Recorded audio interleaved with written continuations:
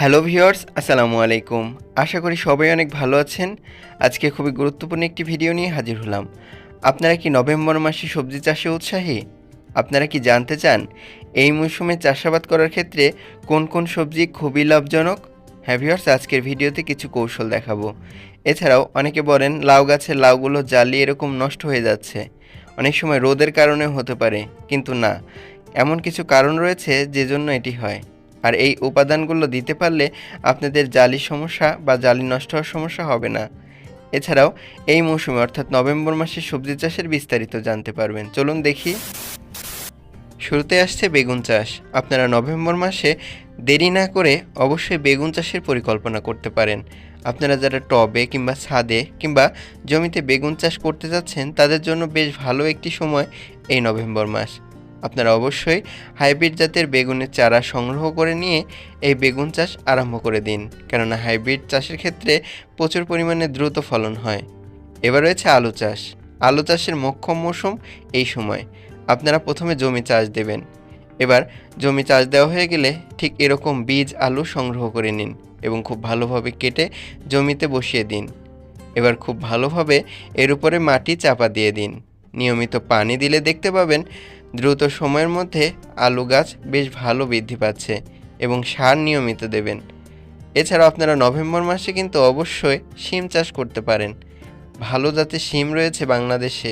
আপনারা ইপসা কিংবা হাইব্রিড জাতের যে কোনো শিমের চারা সংগ্রহ করে নিতে পারেন কিংবা বীজ থেকে চারা তৈরি করে চাষাবাদ করতে পারেন।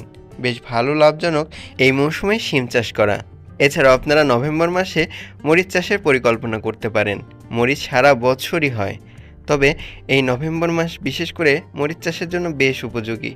আপনাদের যাদের উঁচু জমি রয়েছে কিংবা ছাদে টবে ফাঁকা জায়গা রয়েছে, দ্রুত মরিচের চারা সংগ্রহ করে নিয়ে এসে বসিয়ে দিন। দেখবেন বেশ ভালো পরিমাণ বৃদ্ধি হচ্ছে, ফলন ভালো হচ্ছে। এছাড়াও আপনারা নভেম্বর মাসে চাইলে অবশ্যই ফুলকপির চারা সংগ্রহ করে নিয়ে এসে ফুলকপি চাষের পরিকল্পনা করতে পারেন। এটি কিন্তু মোক্ষম সময়, কেননা এতে দ্রুত ফলন হবে এবং বাজার দরও বেশ ভালো পাবেন। আপনারা অবশ্যই ভালো চারা সংগ্রহ করবেন দেখে দেখে। এছাড়াও আপনারা চাইলে পানি কচু চাষাবাদ করতে পারেন এই মৌসুমে। এছাড়াও অবশ্যই আপনাকে লতিরাজ কচু চাষের পরিকল্পনা করতে হবে। যদি আপনি লতিরাজ কচু চাষ করতে চান তাহলে নভেম্বর মাসে চাষ করার প্রস্তুতি নিন। এছাড়াও আপনারা চাইলে মিষ্টি কুমড়া চাষাবাদ করতে পারেন এই নভেম্বর মাসে। ভালো জাতের যে হাইব্রিড বীজ রয়েছে সেটি সংগ্রহ করে নিয়ে এসে খুব ভালোভাবে মাটি তৈরি করে বসিয়ে দিন বীজগুলোকে। দেখবেন দ্রুত ফলন হচ্ছে, অর্থাৎ গাছগুলো যেরকম অঙ্কুরিত হবে তেমনি গাছও বৃদ্ধি পাবে এবং প্রচুর পরিমাণে ফলন হবে। আপনারা চাইলে অবশ্যই চাষাবাদের পরিকল্পনা করতেই পারেন। এছাড়াও এই মৌসুমে আপনারা অবশ্যই চাল কুমড়া চাষ করতে পারবেন, কেননা বর্তমান সময়ে চাল কুমড়া কিন্তু প্রায় সারা বছরই চাষ করা যায়। তবে এই মৌসুমে বেশ ভালো লাভজনক। আপনি যদি ঠিক এরকম জানলা পদ্ধতিতে চাল কুমড়া চাষের পরিকল্পনা করতে পারেন। এছাড়াও এই মৌসুমে অর্থাৎ নভেম্বর মাসে করলা চাষ করতে পারেন। করলা বেশ ভালো শীতকালীন একটি সবজি। তবে আপনারা এই মৌসুমে যদি করলা চাষের পরিকল্পনা করেন কিংবা ভালো জাতের হাইব্রিড বীজ বুনে দেন ভালো হবে। এছাড়াও অবশ্যই নভেম্বর মাসে ওলকচু চাষ করতে পারেন। এটি বাড়ির আশেপাশে যেখানে মাটি বা পতিত জায়গা রয়েছে সেখানেও কিন্তু চাষাবাদ করতে পারেন। লো লাইট বা কম আলোতেও এটি ভালো হয়, তাই এটি সহজে চাষাবাদ করা যায়। এছাড়া নভেম্বর মাসে আপনারা চাইলে বরবটি চাষের পরিকল্পনা করতে পারেন। বরবটির বীজ এখনই বুনে দিন এবং এই বরবটির বীজ বোনার কিছুদিনের মধ্যে দেখতে পাবেন দ্রুত চারা বের হচ্ছে। আর এই চারাগুলোকে সঠিক জায়গায় রেখে বা রোপণ করে চারপাশে যদি নিয়মিত সার এবং পানি দিতে পারেন, দেখবেন দ্রুত সময়ের মধ্যে প্রচুর পরিমাণে বরবটি হচ্ছে। এতে আপনারা লাভবান হবেন। আর পানি দেওয়া এটি খুবই কার্যকরী। এছাড়াও শশা চাষের পরিকল্পনা করতে পারেন। ঠিক এভাবে সুন্দর করে কাঠিতে শশা চাষ করতে পারেন, অর্থাৎ ঠিক এভাবে কাঠি কেটে দেবেন কিংবা রশি দিয়ে বেঁধে দেবেন শশা চাষের ক্ষেত্রে। দেখবেন দ্রুত ফলন পাচ্ছেন।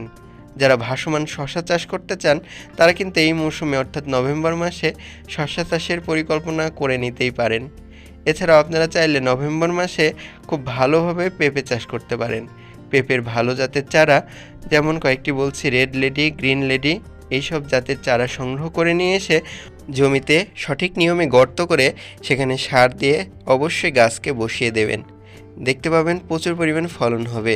এছাড়াও আপনারা চাইলে নভেম্বর মাসে ধুন্দল চাষের পরিকল্পনা করতে পারেন। ধুন্দল চাষ বেশ লাভজনক।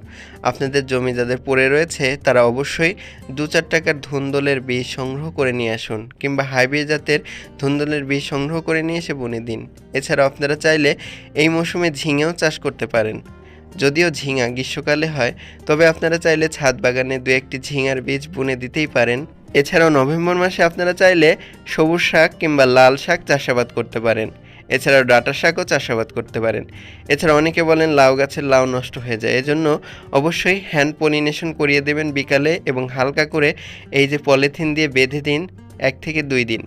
রাখার পরে দেখতে পাবেন লাউগুলো কিন্তু টিকে যাবে। এবার খুলে ফেলে দিলেও ঠিক এরকম লাউগুলোকে, নষ্ট লাউ, সেগুলোকে অবশ্যই ফেলে দিতে হবে গাছ থেকে, এতে করে সুস্থ সবল লাউ পাবেন। এছাড়াও নভেম্বর মাসে যাদের বাড়িতে লেবু গাছ রয়েছে কিংবা যাদের বাগানে লেবুর গাছ রয়েছে তারা অবশ্যই স্পেশাল কিছু সার দেবেন। এই চ্যানেলে কিছু ভিডিও রয়েছে, দেখে আসতে পারেন। এছাড়াও অবশ্যই আপনারা নভেম্বর মাসে মিষ্টি মরিচ কিংবা ক্যাপসিকাম চাষাবাদ করতে পারেন। এটির জন্য অবশ্যই আপনাকে কোনো নিকটস্থ নার্সারি থেকে চারা সংগ্রহ করে নিয়ে এসে চাষাবাদের পরিকল্পনা করতে হবে।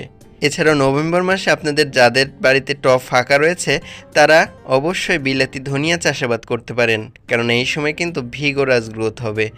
এছাড়াও আপনারা চাইলে নভেম্বর মাসে অবশ্যই ক্যারট বা গাজরের চাষাবাদ করতে পারেন। গাজরের কিছু বীজ সংগ্রহ করে নিয়ে এসে ছিটিয়ে দিয়ে রাখুন আপনাদের টবে, কিংবা বাড়ির আশেপাশে কোথাও যদি ফাঁকা জায়গা থাকে একটু চাষ দিয়ে, দেখতে পাবেন বেশ ভালো এবং দ্রুত ফলন হচ্ছে। এছাড়াও আপনারা চাইলে নভেম্বর মাসে পুঁই শাক চাষের পরিকল্পনা করতে পারেন। এটি খুব ভালো এবং এই মৌসুমে কিন্তু দ্রুত বৃদ্ধি হবে গাছ। এজন্য অবশ্যই 2-4 টাকার পুঁই শাকের বীজ সংগ্রহ করে নিয়ে এসে জমিতে ছিটিয়ে দিন। ধন্যবাদ সবাইকে।